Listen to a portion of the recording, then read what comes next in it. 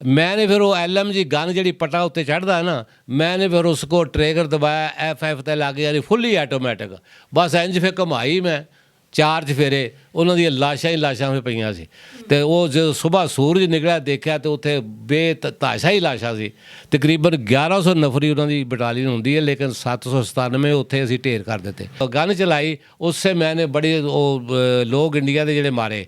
2 inch martyr थी जो एक 500 गज तक मार कर दिया, उससे बहुत नुकसान होता है, तबाही होती है। कोई डर खौफ नहीं है मौत का, बिल्कुल हम डट कर उधर डटे रहे और उनको जहन्नम पहुँचाया।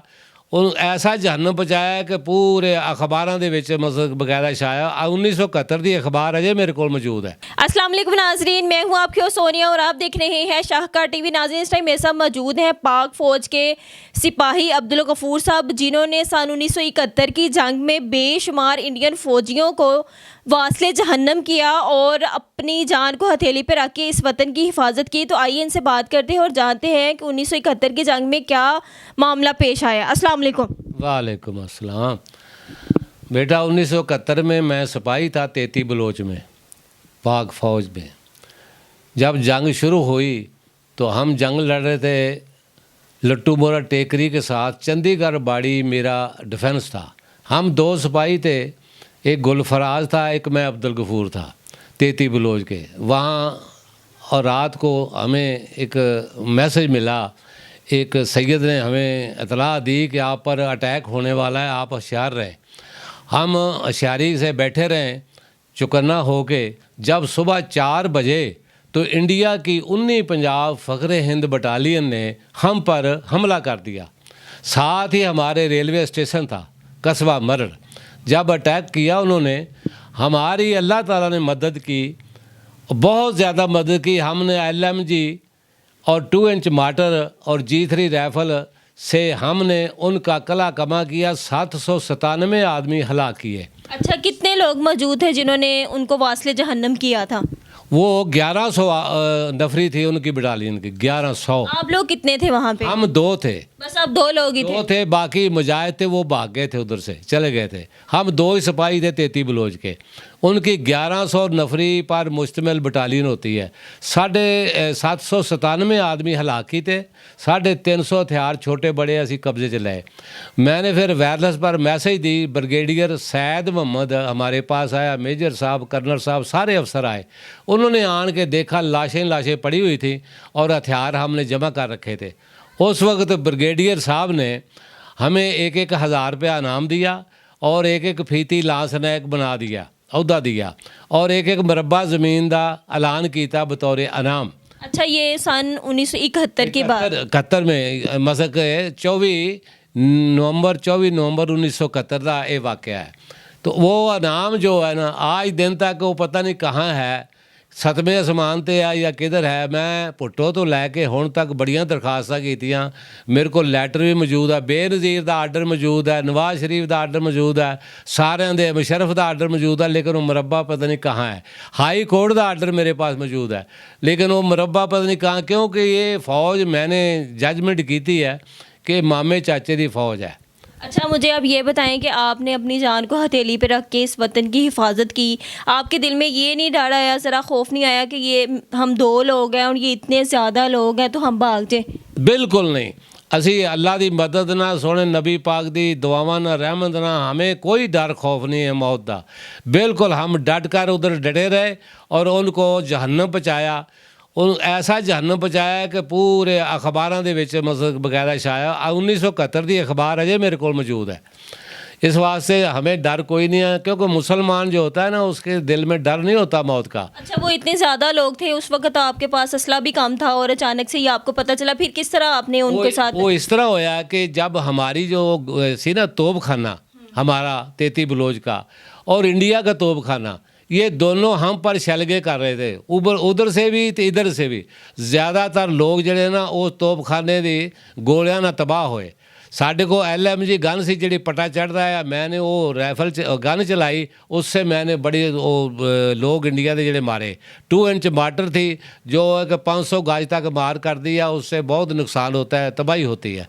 हमारे पास सिर्फ अल्लाह की मदद थी। हथियार तो हमारे पास LMG 2 inch martyr G3 rifle थी। हम 2 जवान थे, अल्लाह ने हमें कामयाबी दी, हमने उनको जहन्नम पहुँचा दिया। हमारे अफसरान आन के देखा मौका पर, ये सारा सिलसिला देख के उन्हें हमें इनाम दिया जो आज दिन तक नहीं मिला। अच्छा, ये बताएंगे उस टाइम आपके दिल में क्या ख्यालात थे, क्या आपकी फीलिंग्स थी जब आपने वो जंग जीत ली थी? बेटा मेरे दिल में ख्याल तो कुछ नहीं, मैं गैर शादीशुदा था, मेरे तो दाढ़ी मूछ भी नहीं थी, मैं बिल्कुल बच्चा था। तो अल्लाह ताला ने बड़ी ज़रूरत दी, जब मैंने फ़ौज में भर्ती हुआ तो परेड में फ़र्स्ट आया, फैर में फ़र्स्ट आया, अल्लाह ने मेरी मदद की। और इस वजह तो कि मेरे दिल 'ਚ खौफ बिल्कुल ही ख़त्म हो गया सी। और मैं उस जंग ਦੇ ਵਿੱਚ बड़े जज्बे ਦੇ ਨਾਲ अल्लाह ਦੀ मदद ਨਾਲ मैं जंग लड़ी है, तो मैं ਉਹਨਾਂ ਦੀ बड़ी तबाही की है। अच्छा, इंडियन फौजी जो थे जब वो हल्ला बोल रहे थे और उस टाइम आप बिल्कुल चौकस थे या आप सो रहे थे, क्या मामला था? हाँ, उस वक्त मैं अपने मोर्चे में बैठा था ड्यूटी पर, मेरा सिपाही जरा वो भी बैठा था। हमें बिड़क आई उनके पाँव की जब वो हमारी तरफ बढ़ रहे थे। जब वो तकरीबन 200 गज पर पहुँचे ना हमारे पास, हमारे बैंकर के सामने पटसन थी, पटसन वो कैमोफ्लाज, वो क्या होता है? वो जो है रस्सियाँ बनदियाँ, मंजियाँ बनदियाँ, पटसन ਉਹਨੂੰ ਕਹਿੰਦੇ ਆ, ਜਿਹੜੇ ਰੱਸੇ ਰੁੱਸੇ ਵੱਢਦੇ ਆ। ਉਹ ਸਾਰੇ ਮੋਰਚੇ ਦੇ ਅੱਗੇ ਸੀ। ਜਦੋਂ 200 ਦੇ ਗੱਲ ਤੇ ਆਈ ਨਾ, मैं अपने नाल ਦੇ सिपाही ਨੂੰ ਕਿਹਾ, मैं क्या अब फैर शुरू कर दिए। अच्छा, कोई दूरबीन वगैरह थी आपके पास जिससे आप? वो रात का वक्त था।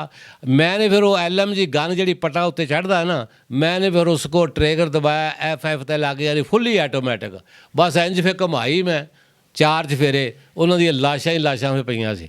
ਤੇ ਉਹ ਜਦੋਂ ਸਵੇਰ ਸੂਰਜ ਨਿਕਲਿਆ ਦੇਖਿਆ ਤੇ ਉੱਥੇ ਬੇਤਹਾਸ਼ਾ ਹੀ ਲਾਸ਼ਾਂ ਸੀ। ਤਕਰੀਬਨ 1100 ਨਫਰੀ ਉਹਨਾਂ ਦੀ ਬਟਾਲੀਅਨ ਹੁੰਦੀ ਹੈ, ਲੇਕਿਨ 797 ਉੱਥੇ ਅਸੀਂ ਢੇਰ ਕਰ ਦਿੱਤੇ।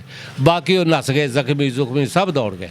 350 ਹਥਿਆਰ ਛੋਟੇ बड़े ਅਸੀਂ ਉੱਥੇ जब आपने जंग जीत ली थी कैसा महसूस कर रहे थे? मैं ऐसा महसूस कर रहा था कि मैं अल्लाह ताला दी मदद नाल, अल्लाह ताला दे फरमान दे मुताबिक, सोहणे नबी पाक दी दुआओं दे मुताबिक मैं इस जंग दे विच इन्हां काफरां दा मैं सत्यानाश कर दिता।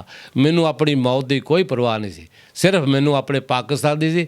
लेकिन पाकिस्तान जिहड़ा वो कुर्सी दी वजह तो गया, मशरकी पाकिस्तान कुर्सी दी जंग दी वजह तो गया। अगर ये कुर्सी दी जंग अज भी चल रही है, ਅੱਜ ਵੀ ਚੱਲ ਰਹੀ ਕੁਰਸੀ ਦੀ ਜੰਗ, ਹੋਰ ਕੋਈ ਜੰਗ ਨਹੀਂ। ਅਸੀਂ ਸਾਰੇ ਮੁਸਲਮਾਨ ਹਾਂ, ਕਲਮਾ ਪੜ੍ਹਨ ਵਾਲੇ ਹਾਂ ਔਰ ਅੱਲਾ ਨੂੰ ਮੰਨਣ ਵਾਲੇ, ਅੱਲਾ ਦੇ ਰਸੂਲ ਪਾਕ ਨੂੰ ਮੰਨਣ ਵਾਲੇ। ਲੇਕਿਨ ਇਸ ਵਕਤ ਮੈਂ ਜੱਜਮੈਂਟ ਕੀਤੀ ਕਿ ਅਸੀਂ ਅੱਲਾ ਨੂੰ ਵੀ ਛੋੜ ਗਏ ਹਾਂ, ਰਸੂਲ ਪਾਕ ਨੂੰ ਛੋੜ ਗਏ ਹਾਂ, ਕੁਰਾਨ ਪਾਕ ਜਿਹੜੀ ਅੱਲਾ ਦੀ ਰੱਸੀ ਹੈ ਉਸ ਕੋ ਛੋੜ ਦਿਆ ਹਮਨੇ। ਇਸ ਵਾਸਤੇ 58 ਮੁਲਕ ਮੁਸਲਮਾਨਾਂ ਦੇ ਜ਼ਲੀਲੋ ख्वार ਹੋਣ ਡਏ ਆ, ਕਾਫਰਾਂ ਦੇ ਤਲਵੇ ਚੱਟਣ ਡਏ ਆ ਔਰ ਉਹਨਾਂ ਕੋ ਭੀਖ ਮੰਗਣ ਡਏ ਆ। ਜਦ ਕਿ ਅੱਲਾ ਤਾਲਾ ਕਹਿੰਦਾ ਕਿ ਮੈਂ ਖਾਲਕ, ਮੈਂ ਮਾਲਕ, ਮੈਂ ਰਾਜ਼ਕ ਹਾਂ। ਇਹ ਅੱਲਾ ਤਾਲਾ ਨੂੰ ਛੱਡ ਕੇ ਕਾਫਰਾਂ ਦੇ ਜਾ ਕੇ ਉਹਨਾਂ ਕੋਲੋਂ ਰਿਜ਼ਕ ਮੰਗਣ ਡਏ ਨੇ। ਇਹ ਮੁਸਲਮਾਨਾਂ ਦੀ ਗੈਰਤ, ਹਾਕਮਾਂ ਦੀ ਗੈਰਤ ਮਰ ਚੁੱਕੀ ਆ। ਮੈਂ ਬਿਲਕੁਲ ਇਹਦੇ 'ਚ ਬਕਾਇਦਾ ਅਖਬਾਰਾਂ 'ਚ ਵੀ ਦਿੱਤਾ ਔਰ ਸਾਊਦੀ ਅਰਬ ਲੈਟਰ ਲਿਖਿਆ ਉੱਤੇ ਇਮਾਮ ਸਾਹਿਬ ਨੂੰ ਔਰ ਚੀਫ ਆਰਮੀ ਨੂੰ मैं खत लिखा, मौजूदा चीफ आर्मी सैयद साहब ਨੂੰ कि अगर आप सैयद हैं तो सैयदों पर सरकार कोई नहीं। और आप ऐसे करें, 2 काम कर जाएँ, एक मक्का शरीफ मदीना शरीफ वाला कानून नाफज करें, जराइम ख़त्म हो जाएगा। दूसरा ਜਿਹੜੀਆਂ ਜਗੀਰਾਂ ਚਿੱਟੀ ਚਮੜੀਆਂ ਨੇ ਦਿੱਤੀਆਂ ਨਾ ਗੱਦਾਰਾਂ ਨੂੰ, ਵਾਪਸ ਲੈ ਕੇ ਗਰੀਬਾਂ ਨੂੰ ਤਕਸੀਮ ਕਰੋ, ਗੁਰਬਤ ਖਤਮ ਹੋ ਜਾਏਗੀ। ਸਾਡੇ ਮੁਲਕ ਤੇ ਕੋਈ ਕਰਜ਼ਾ ਨਹੀਂ ਰਹੇਗਾ। ਇਹ ਕਰਜ਼ਾ ਚਾੜਿਆ ਕਾਇਦੇ ਆਜ਼ਮ ਤੋਂ ਬਾਅਦ ਇਹਨਾਂ 11 ਡਾਕੂਆਂ ਨੇ ਜਿਨ੍ਹਾਂ कब्जा पाकिस्तान ਤੇ ਕੀਤਾ। मेरी मौजूदा आर्मी चीफ और हुकूमत वक़्त से अपील है कि सिपाही अब्दुल गफूर गाजी जिन्होंने अपने मुल्क की हिफाजत के लिए मर्द मुजाहिद बने और जंग लड़ी, उस वक़्त के मुताबिक जो भी इनको इनाम का बोला गया था इनकी हौसला अफजाई के लिए, वो इन्हें दें ताकि इनकी हौसला अफजाई हो सके। और जो भी इस वतन के लिए अच्छा सोचते हैं उनको अप्रिशिएट करें। इसी के साथ अपनी मेज़बान एंकर सोनिया को इजाज़त दें। अल्लाह हाफ़िज़।